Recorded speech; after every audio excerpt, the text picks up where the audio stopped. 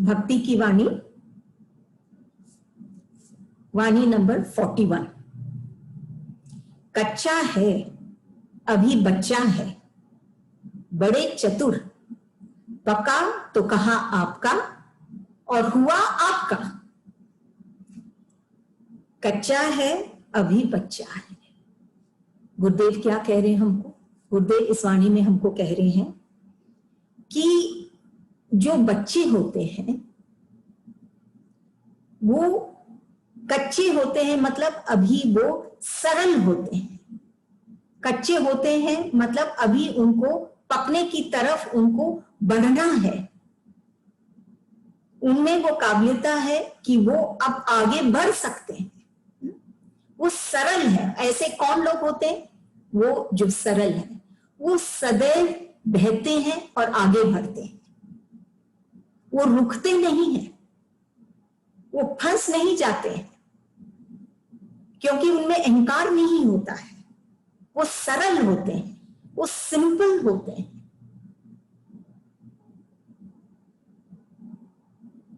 वो अभी कच्चे हैं, अभी उनमें वो बात है कि वो आगे बढ़ सकते हैं, पक सकते हैं, मधुर हो सकते हैं। अभी कच्चे हैं, सरल हैं। लेकिन जो बड़े होते हैं, बड़े चतुर होते हैं। लेकिन ये सरलता कब तक रहती है? जब तक कि वो बच्चे हैं। जैसे जैसे वो बड़े होते हैं, हम क्या देखते हैं कि वो चतुर हो जाते हैं। चतुर हो जाते हैं मतलब, और सरल का मतलब, सरल वो होता है जिसके मन में या जिसके भीतर में जो भाव है वही बाहर में वो प्रकट करता है, और वैसे ही उसका सोच होता है। लेकिन जो चतुर होता है वो सोचता कुछ है, भीतर में कुछ है और करता कुछ है। वो चतुर है। जब तक अंदर और बाहर हम एक जैसे नहीं रहेंगे, तब तक हम सरल नहीं हो सकते। दुनिया में अधिकतर प्राणी ऐसे नहीं होते। उनको भीतर से मालूम है कि ये अच्छा है, ये गलत है, लेकिन वो वही करते हैं जिससे उनको फायदा होता है, क्योंकि वो चतुर है। तो बोले बच्चे तो सच्चे हैं, सरल हैं, कच्चे हैं। वो अभी आगे बढ़ना चाहते हैं, बढ़ सकते हैं। लेकिन जो बड़े हैं वो चतुर है। और जो आदमी को मालूम है ये गलत है, फिर भी वो चतुर है, इसीलिए वो दूसरे भाव से काम करता है या दूसरा कोई काम करता है, वो हमेशा दुख पाता है। बड़े जो चतुर होते हैं वो कभी भी उसके अंदर वो एक मौज, एक मस्ती नहीं रहती है, क्योंकि वो हमेशा सोचता रहता है उसकी चतुराई में कि मैं क्या करूं अभी, मैं कैसे करूं अभी, मुझे क्या करना चाहिए। चाहे उसको अच्छा लगे चाहे ना लगे, वो फिर भी आगे बढ़ के वही करता है जो उसका चतुर मन या बुद्धि उससे कराता है। तो बच्चे और बड़े में ये अंतर आ गया। बच्चे एकदम दिल के सरल हैं, उनको पता ही नहीं कि क्या गलत है क्या सही है, क्या वो अपना बुद्धि नहीं लगाते। वो एक समान होते हैं भीतर से और बाहर से। जो वो मन में उनके जो आता है वही वो करते हैं। तब बोलते हैं बड़े चतुर, पका तो कहा आपका, क्योंकि ये भक्ति की बात है। तो हम भक्ति की तरफ आते हैं कि जो बड़े हैं वो इतने चतुर हैं। बड़े तो पका, पका मतलब बड़े जो अब आगे बढ़ चुके हैं। वो क्या कहते हैं? वो कहते हैं आपका मैं आपका हूं। कहते हैं कि भगवान, ईश्वर या प्रभु या गुरुदेव हमारे हैं, हम आपके हैं, कहते हैं, लेकिन दिल से महसूस नहीं करते हैं। और हुआ आपका, और हो जाते हैं खुद के। एक आपका तो इष्ट है और दूसरा आपका वो खुद है। पका तो कहा आपका और हुआ खुद का, आपका। कहते हैं वो प्रभु को कि प्रभु तू मेरा, हे ईश्वर तू मेरा, लेकिन उनके अंदर वही चिंता, वही कर्तापन, वही भार, वही सब कुछ। तो हो गए वो खुद के। अगर वो ईश्वर के हैं और ईश्वर उनका है, तो ईश्वर का ये तत्व आनंद का तो उनके अंदर होना चाहिए। इसीलिए वो कहते हैं आपका, लेकिन हो जाते हैं वो खुद के।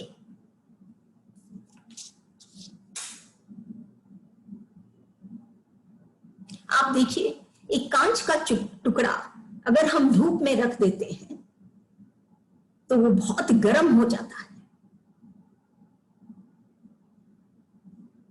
लेकिन अगर हम एक कीमती मणि या हीरा को धूप में रखते हैं, ताप में रखते हैं, तो वो गर्म नहीं होता है। इससे हम क्या सीखते हैं कि जिससे या जिसको ये संसार का ताप गर्म कर देता है, उसके अंदर ये क्रोध और ये अग्नि प्रज्वलित हो जाती है, तो वो कांच के टुकड़े के जितनी की भी कीमत नहीं है उसकी। और अगर ये संसार का ताप किसी का कुछ नहीं बिगाड़ता, तो वो मणि है, हीरा है। तभी इसमें कहते हैं गुरुदेव, अगर हम भगवान के हो जाते हैं तो ये संसार हमारा कुछ नहीं बिगाड़ सकती। हम फिर भी वैसे ही शीतल और वैसे ही मधुर, अगर हम पक गए हैं तो मधुरता तो होनी चाहिए, नम्रता तो होनी चाहिए, जैसे पके फल में, तो हम अपने आप को वैसे पाते हैं। जो इष्ट का नहीं हुआ, वो सिर्फ कहता है कि मैं आपका हूं, तो वो वैसे ही दुख चिंता में झुलसता रहेगा।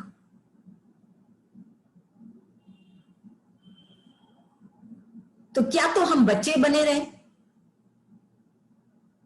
या फिर हम ऐसे पकें, ऐसे बड़े हो जाएं कि हम अपने इष्ट के ही हो जाएं। तो हमको कोई भी ताप, संताप या कोई भी कष्ट हमको तकलीफ नहीं देगी। तो गुरुदेव इसमें कहते हैं, कच्चा है अभी बच्चा है, वो अभी आगे बढ़ सकता है, क्योंकि वो सरल है। जो सरल नहीं है वो फंस जाता है, वो अपने जिद के कारण बंध जाता है, वो फ्लेक्सिबल नहीं रहता है। और जो बड़े हैं वो बड़े चतुर हैं। पका तो कहा आपका, भक्ति की वाणी वो कह तो दिया आपका, और हुआ कि नहीं, बात ये है, सिर्फ कहने से तो बात नहीं बनेगी ना। जैसे किसी ने कहा, अपने लास्ट टाइम भी चर्चा की, किसी ने कहा कि हम एक कागज पे अगर लिख दें चीनी, तो क्या हमको मिठास का एहसास होगा? जब तक कि हम उस चीनी को चखेंगे नहीं। तो अगर हम पक गए हैं तो ये मधुरता और ये नम्रता, ये हम तभी महसूस करेंगे जब हम अपने इष्ट के साथ एक हो जाएंगे। तब हम कह सकते हैं कि हाँ पक्का, सिर्फ बड़े नहीं हुए, सिर्फ चतुर नहीं हुए, लेकिन हम पक गए और हमारे में वो बात आ गई नम्रता की। क्योंकि जैसे गुरुदेव हमको बताते हैं, नम्रता ही महानता है और कोई महान नहीं। जो नम्र है वो ही महानता है। नम्र मनुष्य के आगे सब लोग, पूरी दुनिया झुकती है। और जो अहंकार से अकड़ा हुआ है, जो अपने चतुराई में ही जी रहा है, वो क्या पाता है? ये शायद हम सब अनुभव कर रहे हैं। ये कहने की कोई बात ही नहीं है इसमें। तब कहते हैं पका तो कहा आपका, लेकिन हुआ कि नहीं इष्ट का। बात ये है, तो हमको अपने इष्ट का होना है, सरलता हमारे जीवन में होना है, हमारी सोच में, कि हम जो सोचते हैं, जो हमारे मन में, बाहर और भीतर दोनों हम एक समान रखें। कि बाहर की दुनिया हमको एक अलग ही, हमारे भीतर के भाव से हम दूर हो जाते हैं। बाहर की दुनिया में हम फिट होने, बाहर की दुनिया को हम प्राप्त करने, उधर हम सफल होने के लिए हम अपनी भीतर की दुनिया से हम दूर हो जाते हैं। हम बड़े तो हो गए, हम पक तो गए, लेकिन जैसे जैसे हम बड़े होते हैं वैसे वैसे हमारे अंदर से वो सरलता कम होने लग जाती है और हम अपने भीतर की दुनिया से दूर होने लग जाते हैं। और भीतर की दुनिया ही हमारे जीवन का फाउंडेशन है। जब तक हम भीतर की दुनिया से नहीं जुड़ेंगे, जैसे वो गाछ अपने जड़ से, तब तक हम इस दुनिया में, बाहर वाली दुनिया में हम उड़ान नहीं भर सकेंगे। तभी गुरुदेव बोलते हैं कच्चा है अभी बच्चा है, बड़े चतुर, पका तो कहा आपका और हुआ आपका। नेक्स्ट वाणी नंबर 42। लोग तुम्हारी बातें कहते कहते तुम्ही को भूल जाते हैं, अहंकार को ले आते हैं। पंडित तुम्हें क्या जाने, तुम्हें न जाना, तुम्हारा प्रेम न चखा, फिर भला विद्या में क्या रखा है।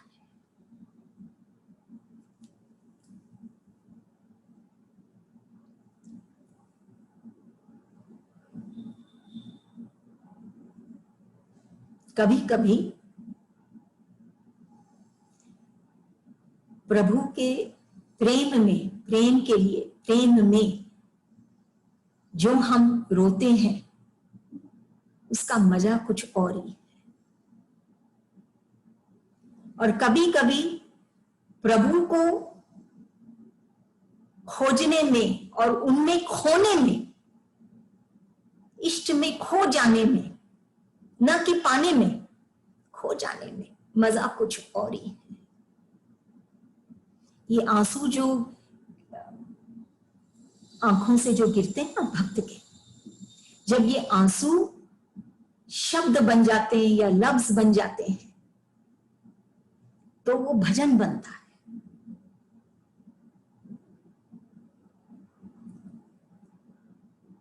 और फिर उस भजन में प्रभु का होना कुछ और ही बात है। इतना प्रेम, प्रगाढ़ प्रेम, इतना भाव, उसका हृदय हर समय गदगद हो जाता है। जब वो क्षणिक भी अगर वो याद आता है, और जो भक्त है उसको तो हमेशा ही, हर क्षण ही वो उसके साथ जुड़ा रहता है, उसके अंदर इतने भाव आ जाते हैं। ये है भक्त की स्थिति।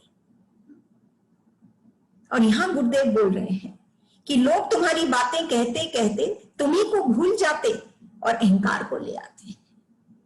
आप सोचिए, एक वो भक्त की स्थिति है, वो भक्त जो ये महसूस करता है कि तुम्हारे लिए ये आंखों में आंसू का होना कुछ और ही बात है। और एक है ये पंडित या ये ज्ञानी या ये सारे पुस्तक ग्रंथ को पढ़ रहे हैं, जिनके पास बहुत ज्ञान है, वो क्या कहते हैं, वो ग्रंथ को पढ़ते पढ़ते इष्ट को ही भूल जाते हैं। ये भक्त है, वो कोई ग्रंथ नहीं पढ़ा, लेकिन वो इष्ट से प्रेम करता है, प्रेम प्रधान है। ज्ञान शुष्क है, ज्ञान रूखा सूखा है। ज्ञान में अगर भाव नहीं हो, प्रेम नहीं हो, तो वो ज्ञान एक अहंकार का कारण बन जाता है। और शायद ये सबका अनुभव है हर मनुष्य का कि अहंकार में क्या होता है। अहंकार में वो आगे नहीं बढ़ सकता है, खुद से वो वही रह जाता है। और जो जल भी एक ही जगह अगर उसको बांध लें, जैसे कोई तालाब में, तो वो सड़ जाता है। जल को बहना है। अगर ये जल तत्व हमारे भीतर भी, हम ये 5 तत्वों से ही बने हैं, तो हमको भी बहना है। अगर हम रुक जाएंगे तो हम सड़ जाएंगे, हमारा जीवन नहीं खिलेगा।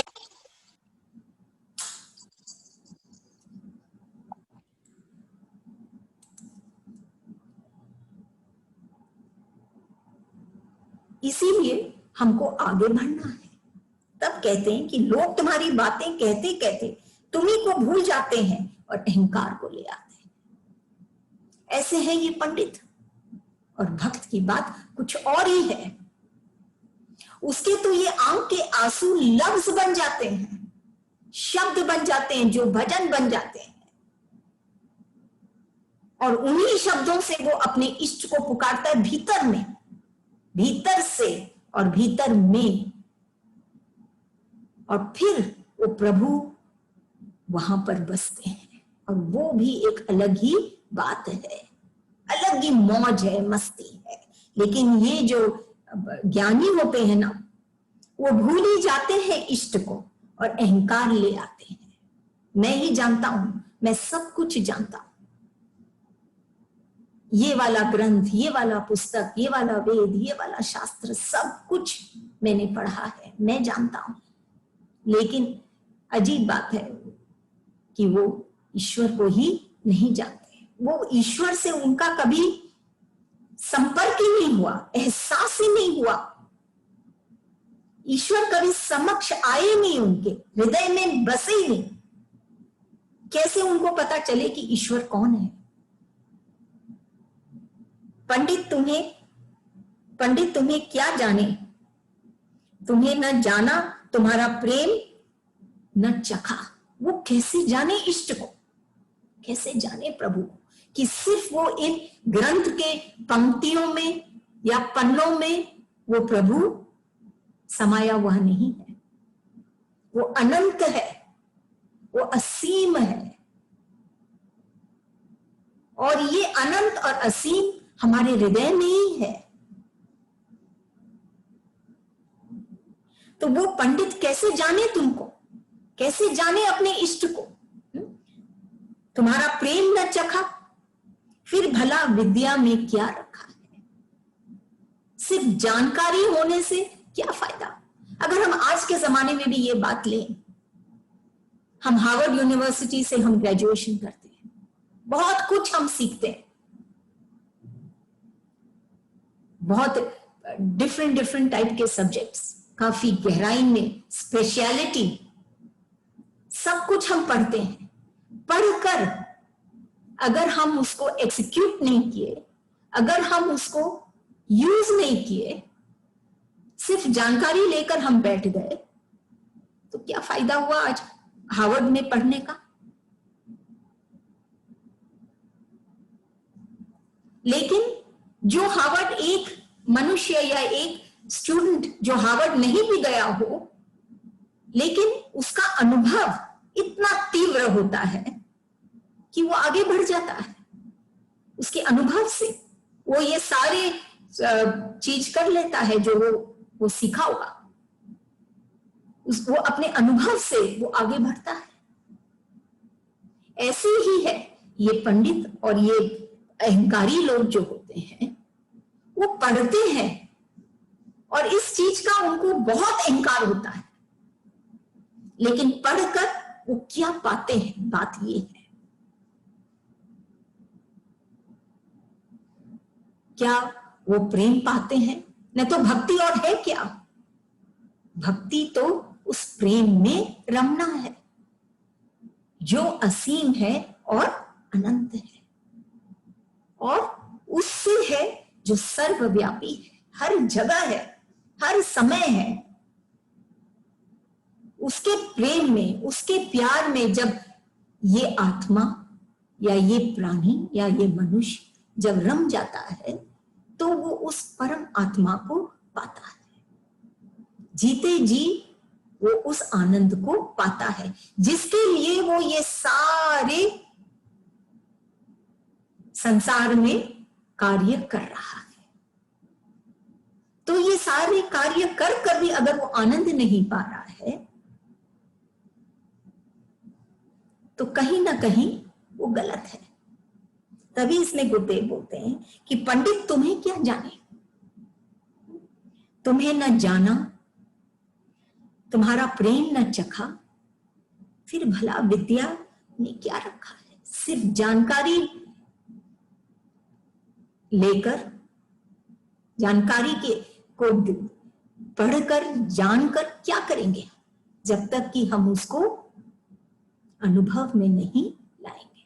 अनुभव में लाएंगे तो भक्ति है, तब बहना है, नहीं तो एक जगह रुक जाना है।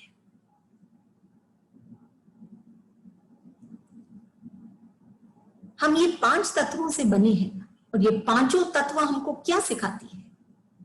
वायु की बढ़ो, जल की बढ़ो, आकाश की ये असीमित,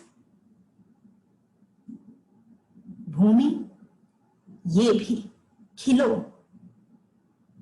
सब कुछ, और ये अग्नि कि जो भी मुझे मेरे में या मुझ में डाला जाता है उसको मैं खत्म कर देता हूं, लेकिन अपने रूप से वो मैं नहीं हटता। अग्नि की ये बात है, वो अपने रूप को नहीं छोड़ता। वायु दूषित हो सकती है, जल भी दूषित हो सकता है, भूमि भी, ये जो मिट्टी है, भूमि है, ये भी दूषित हो सकती है। ये ब्रह्मांड जो है ये भी दूषित हो सकती है, तरह तरह की गैस होते हैं इसमें, लेकिन एक अग्नि है जो दूषित नहीं हो सकती है, वो अपने रूप को नहीं छोड़ती है। शायद इसीलिए, मालूम नहीं मुझे, लेकिन शायद इसीलिए अग्नि इतना महत्व रखती है हमारे संस्कारों में और हमारे रिलीजन में। वो अपने रूप से नहीं हटती है। तभी गुरुदेव बोलते हैं कि भला विद्या में क्या रखा है। ये सब, अगर ये तुम ये 5 तत्वों से बने हो तो ये तत्वों का जो गुण है ये तो तुम्हारे में होना चाहिए। अपने रूप से मत हटो।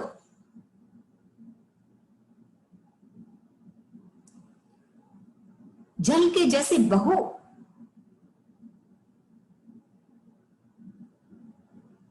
वायु के जैसे अपना स्थान पाओ हर जगह। क्यों अपने आप को समेट के और बांध रहे हो? बहो। तो विद्या खाली उस पुस्तक तक रहती है या उसके बुद्धि तक, लेकिन वो उसके विकास में नहीं आगे बढ़ सकता है, क्योंकि विकास की ये जो विचार है ये हमारे हृदय से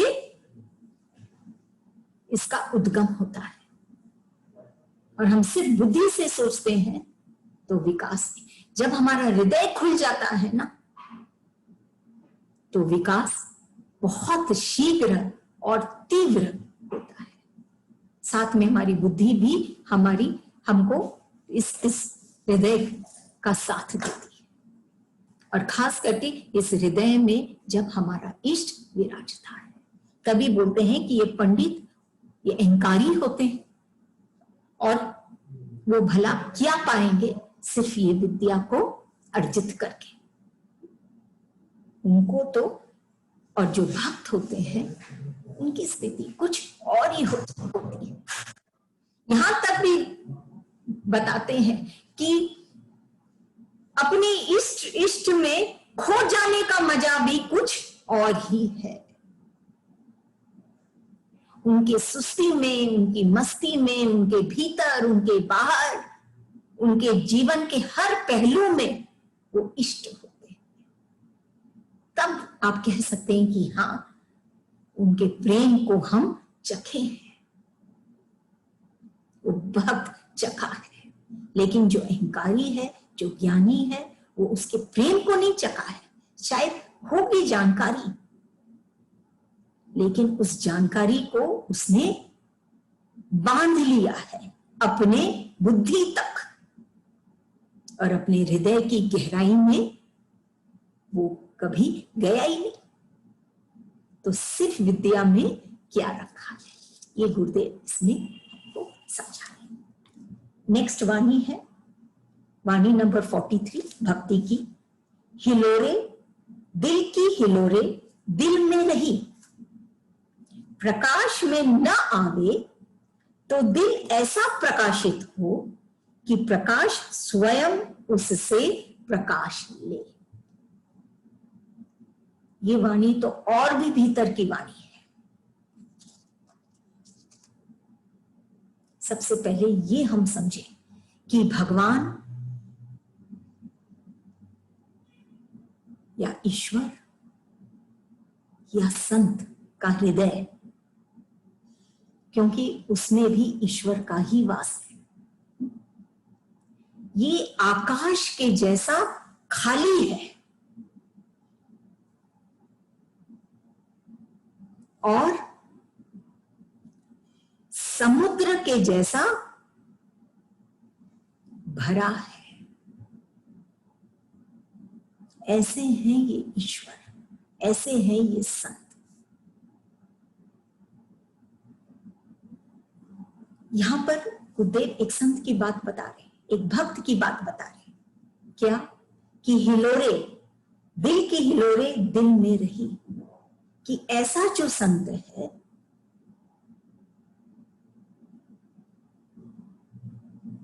जिसका हृदय आकाश के जितना, आकाश के जैसा खाली है और समुद्र के जैसा भरा है, ऐसे भक्त के हृदय में हिलोरे, लहर, प्रेम का लहर, हिलोरे दिल में उठते हैं और उठकर दिल में ही रहते हैं। क्योंकि वो दिल में ही रहते हैं, वो और अपने इष्ट से जुड़ते हैं, अपने प्रभु से जुड़ते हैं। जिस दिन ये हिलोरे को वो सामने लाने लग जाएगा, प्रकाश में न आवे, अगर वो आ जाए प्रकाश में, तो क्या होगा? उसके अंदर वही अहंकार आ जाएगा कि बस मैं ही हूं जो इस इष्ट को पाया हूं। देखो, जब तक वो दिल नहीं रहेगा, ये जो लहर है प्रेम का, उसके दिल में ही रहेगा, तब तक बात वो और गहराई में और वो अपने इष्ट से जुड़ेगा। उसको बाहर दिखाने की दरकार ही नहीं है। क्या होगा? वो बाहर में न आएगा तो दिल ऐसा प्रकाशित होगा उसका कि प्रकाश स्वयं उससे प्रकाश लेगा, कि उसका दिल फिर जाके इतना प्रकाशित हो जाएगा। क्यों? क्योंकि वो अपने इष्ट से जुड़ा है। उसके हृदय में वो हिलोरे हैं, जैसे समुद्र में वो लहर है, उठती है समुद्र से, वापिस उसी समुद्र में समा जाती है, और वही लहर उस समुद्र की शान है, उसी से वो समुद्र सुंदर लगता है। ऐसे ही वो भक्त के हृदय में, और ये लहरें कैसे उठती हैं? ये हवा के कारण उठती हैं। ऐसे ही वो भक्त का हृदय, उसके अंदर का ये जो ब्रह्मांड है या ये जो वायु है, वो उसके भीतर का ये जो सागर है, समुद्र जो समाया हुआ है उसके हृदय में, जो भरा हुआ समुद्र उसके भीतर में समाया हुआ है, उसमें ये लहर उत्पन्न करता है अपने इष्ट के लिए, प्रभु के लिए, प्रेम के लहर, और उसी में समा जाता है। समा जाए तो बात बने, वो बाहर आ जाएंगे तो उसका रूप ही अलग हो जाएगा इस हिलोरे के, वो दूषित हो जाएगा, दूषित हो जाएगा। वहां पे तुरंत ही उसमें वो अहंकार आ जाएगा, वो कहने लग जाएगा कि देखो हमारे अंदर कितना, हमारे इष्ट के लिए हमारे अंदर प्यार है।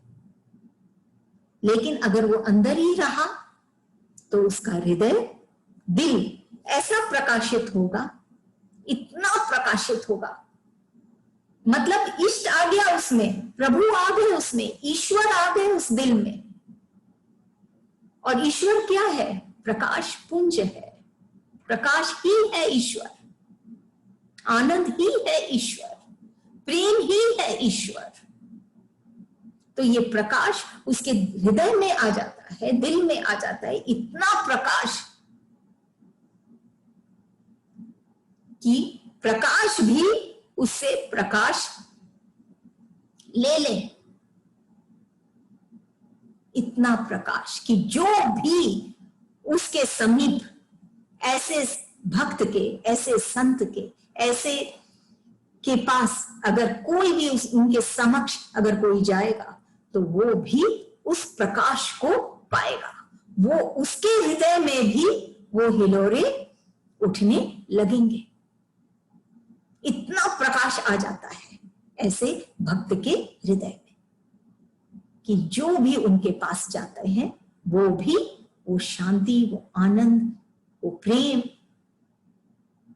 वो हिलोरे उसके दिल में भी उठने लग जाते हैं और प्रकाश भी उससे प्रकाशित हो जाता है। इतना, मतलब जैसे आप देखिए सूर्य का प्रकाश है, ये पूरे संसार को प्रकाशित करता है, लेकिन उसको कौन प्रकाशित करता है? वो अपना प्रकाश कहां से पाता है? वो भी तो कोई प्रकाश पुंज से ही पाया है। हम ऐसे बढ़ते जाएंगे, लास्ट में हम उस ईश्वर तक ही पहुंचेंगे कि वो ही वो प्रकाश पुंज है जिससे ये सारा संसार प्रकाशित है और एक भक्त का हृदय भी प्रकाशित है।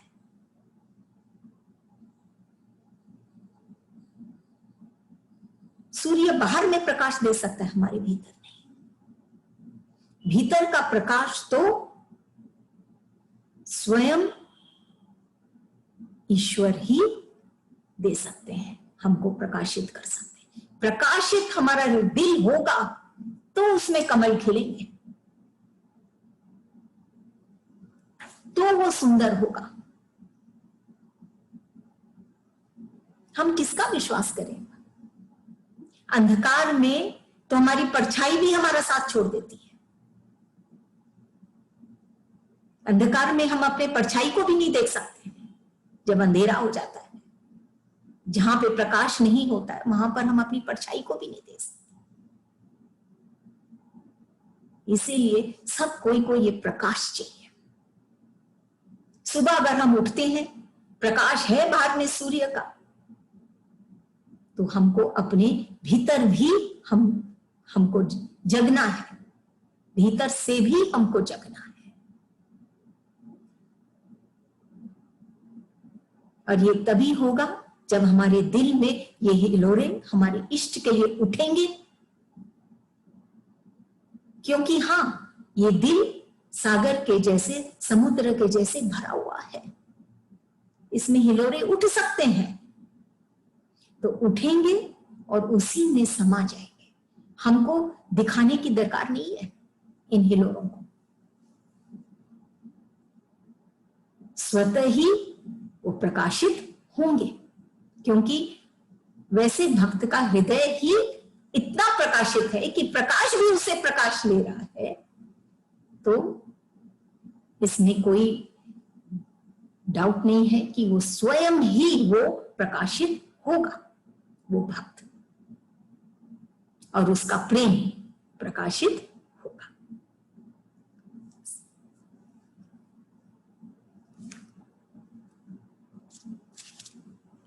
अगली वाणी है वाणी नंबर 44।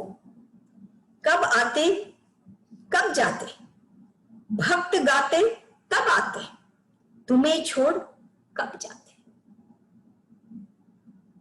फिर से भक्त की अवस्था।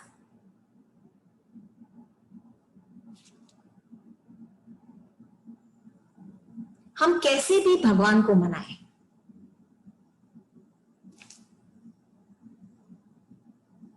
जैसे हम कहते हैं ना रीझ कर,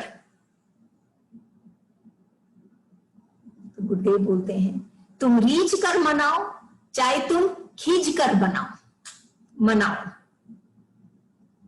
कैसे भी बनो, तुम अपने इष्ट को मनाओ।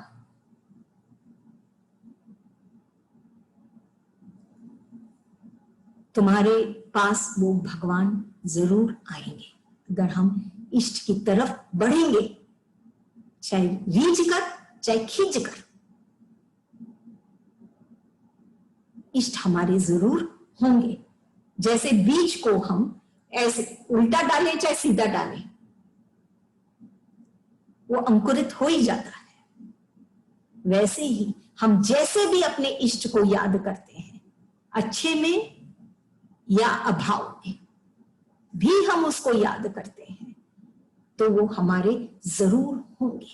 तब कहते हैं इसमें गुरुदेव कब आते हैं कब आते कब जाते, भक्त गाते तब आते।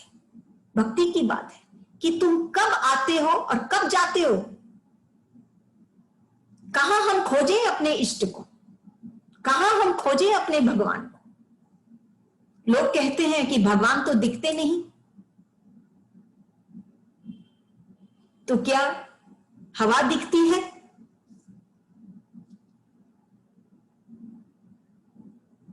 लेकिन होती है। क्या ये प्यार दिखता है? लेकिन होता है। कई चीज श्वासें दिखती है, लेकिन श्वासें चल रही है, होती हैं। तो जरूरी नहीं है कि सब चीज सिर्फ जो दिखते हैं वो होते हैं। ऐसे ही एक और बहुत बड़ी चीज मन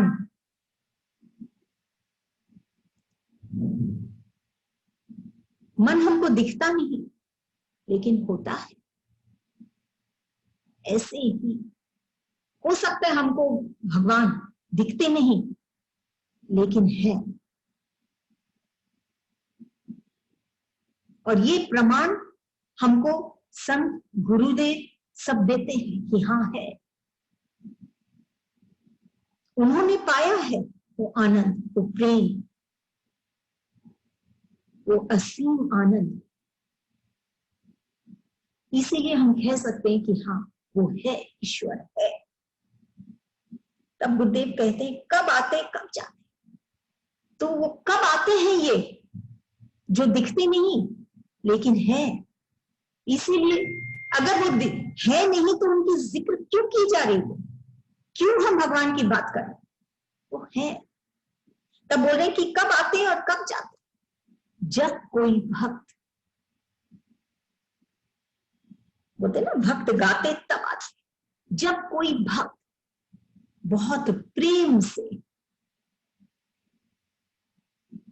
ये दुनिया, ये संसार, ये अभाव सबको छोड़कर एक बार जब हम सिर्फ और सिर्फ उसके लिए हम बैठते हैं, या वो क्षण हम उनके नाम हम करते हैं, उनको हम याद करते हैं, या इसमें जैसे गुरुदेव लिखते हैं भक्त गाते हैं, उनसे हम बात करते हैं, हम भजन गाते हैं, हम उनको याद करते हैं, तब वो आते हैं। और वो ऐसे आते हैं कि फिर वो जाते नहीं, फिर वो उस भक्त के हृदय में ही बस जाते हैं, फिर वो जाते नहीं। तुम्हें छोड़ कब जाते, फिर वो जाते नहीं, वो वहीं पे बस जाते। लेकिन जो प्रेम से नहीं गाते हैं, सिर्फ जिनकी बातें सिर्फ मौखिक है, खाली बोलते हैं, वहां तो वो आते ही नहीं है।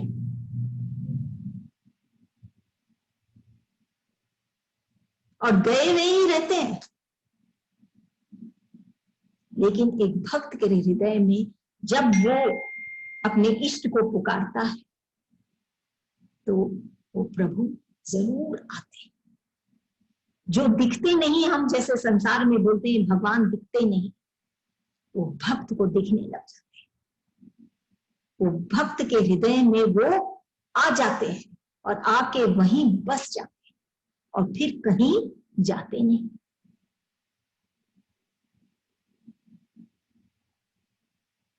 लेकिन वो तीव्रता वो भक्त के हृदय में होना जरूरी है। वो भक्त का जीवन ही उसका इष्ट हो जाता है। वो हर समय अपने इष्ट के साथ उठता है, बैठता है, बोलता है, गाता है, जीता है। उसके हर एक सोच में, हर एक विचार में उसका इष्ट ही बसा हुआ है। तो उसको दिखता है ये भगवान जो इस सारे संसार को दिखता नहीं।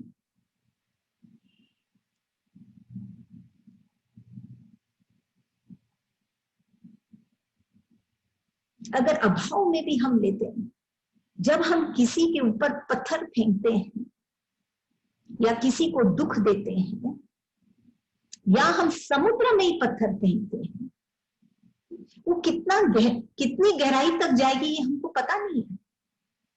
ऐसे ही जब हम किसी को दुख देते हैं ना, वो कितनी गहराई तक उसका असर हो सकता है उसके हृदय में, ये हमको पता नहीं।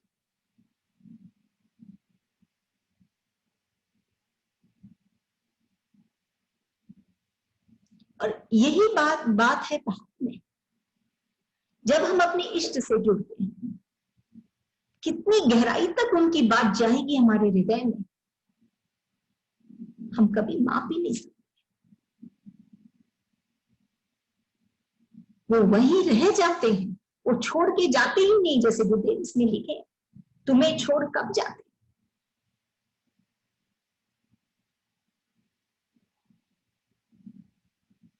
इसका मतलब हम जब भी कोई चीज के संपर्क में आते हैं, उसका कितना गहरा असर हो सकता है,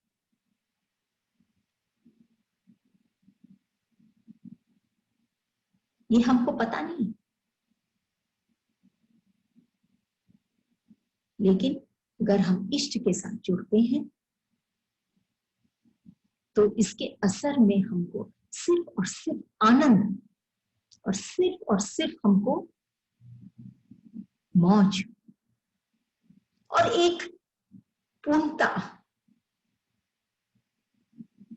एक खिलने का भाव, एक महक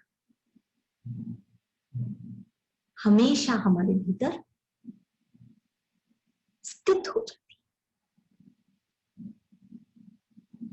और फिर हम ये कह सकते हैं कि ये जीवन को पाना हमारा सार्थक है।